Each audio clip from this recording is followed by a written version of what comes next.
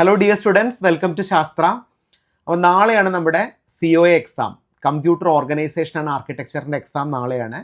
നാളെ എക്സാം എഴുതുന്ന എല്ലാവർക്കും ഓൾ ദി വെരി ബെസ്റ്റ്. അപ്പോൾ ഞാൻ എന്നെക്കൊണ്ട് കഴിയാവുന്ന രീതിയിൽ പ്ലേലിസ്റ്റുകൾ അപ്ഡേറ്റ് ചെയ്തിട്ടുണ്ട്.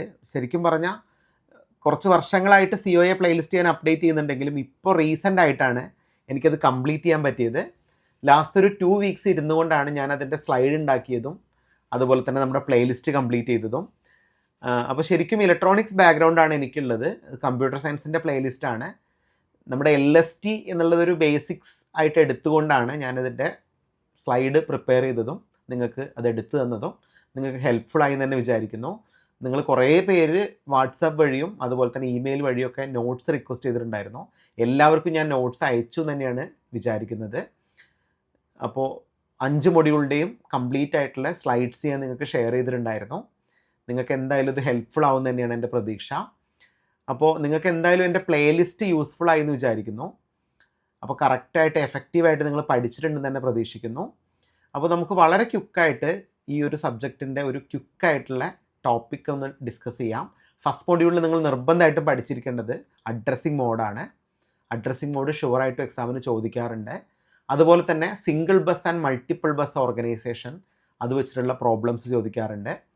ഇൻസ്ട്രക്ഷൻ സീക്വൻസിങ് എന്താണ്, സ്ട്രെയിറ്റ് ലൈൻ സീക്വൻസിങ് എന്താണെന്നുള്ള ക്വസ്റ്റ്യനൊക്കെ ഫസ്റ്റ് മൊഡ്യൂളിൽ റിപ്പീറ്റഡ് ആയിട്ട് ചോദിച്ച് കണ്ടിട്ടുണ്ട്.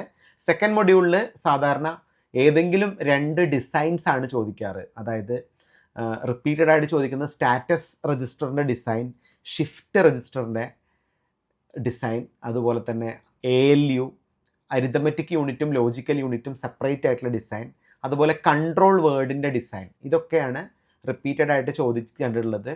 അത് കറക്റ്റായിട്ട് നോക്കുക. തേർഡ് മൊഡ്യൂളിലേക്ക് കിടക്കുകയാണെങ്കിൽ ഇവിടെ മെയിനായിട്ട് അറേ മൾട്ടിപ്ലെയർ ആണ് നിങ്ങൾ പഠിക്കേണ്ടത്. അറേ മൾട്ടിപ്ലെയർ നമ്മൾ 2 ക്ലാസ്സുകളായിട്ട് എടുത്തിട്ടുണ്ടായിരുന്നു.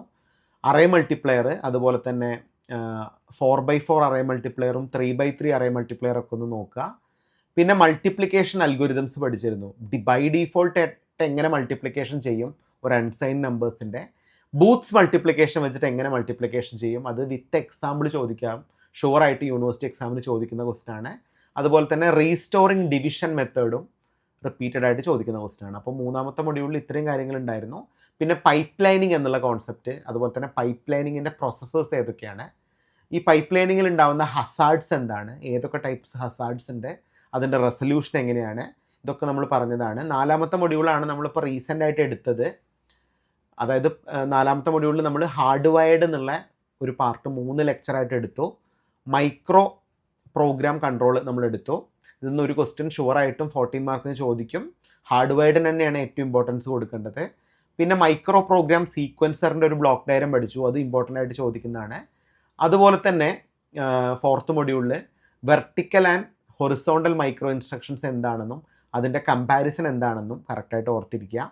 നമ്മളിപ്പോൾ ഇത് റീസെൻ്റ് ആയിട്ട് എല്ലാ വീഡിയോ അപ്ഡേറ്റ് ചെയ്തിട്ടുണ്ടായിരുന്നു. 5th മൊഡ്യൂളിലേക്ക് കിടക്കുകയാണെങ്കിൽ 5th മൊഡ്യൂളിൽ വളരെ ഇമ്പോർട്ടൻ്റ് ആയിട്ട് റിപ്പീറ്റഡ് ആയിട്ട് ചോദിക്കുന്ന ക്വസ്റ്റ്യൻ ക്യാഷെ മെമ്മറിയാണ്. ക്യാഷെ മെമ്മറിയും അതിൻ്റെ മാപ്പിംഗ് ടെക്നിക്സും 10 മാർക്കിന് അല്ലെങ്കിൽ 12 മാർക്കിന് വരെ ക്വസ്റ്റ്യൻസ് ചോദിക്കാവുന്ന പാർട്ടാണ്. പിന്നെ DMA ഡയറക്റ്റ് മെമ്മറി ആക്സസ് എന്താണെന്നും അതിനെങ്ങനെ ആക്സസ് ചെയ്യാമെന്നും അതിൻ്റെ ബേസിക് പ്രിൻസിപ്പിൾ എന്താണെന്നും റിപ്പീറ്റഡ് ആയിട്ട് ചോദിക്കാറുണ്ട്. പിന്നെ ബേസിക് ആയിട്ടുള്ള തിയറി പാർട്ട് റാമും റോമും ഒക്കെ ചോദിക്കാറുണ്ട്. അതിൻ്റെ types, static memory, dynamic memory എന്താണ് എന്നുള്ള കോൺസെപ്റ്റൊക്കെ പഠിച്ചിരിക്കുക. അപ്പോൾ ഇത്രയാണ് നമ്മുടെ സിലബസ് ഉള്ളത്. ഇതിലെല്ലാം ഞാൻ ഇമ്പോർട്ടൻറ്റ് ടോപ്പിക്സ് ഒക്കെ പറഞ്ഞതാണ്. നമുക്ക് യൂണിവേഴ്സിറ്റി ക്വസ്റ്റ്യൻസ് ഡിസ്കസ് ചെയ്യാനുള്ള ടൈം കിട്ടിയിട്ടില്ലെങ്കിലും പോർഷൻസ് മാക്സിമം ഞാൻ കംപ്ലീറ്റ് ചെയ്യാൻ ശ്രമിച്ചിട്ടുണ്ട്. അപ്പോൾ എല്ലാവർക്കും ഓൾ ദി വെരി ബെസ്റ്റ്. കറക്റ്റായിട്ട് പഠിക്കുക, നല്ല കോൺഫിഡൻ്റ് ആയിട്ട് എക്സാം എഴുതുക. Thank you.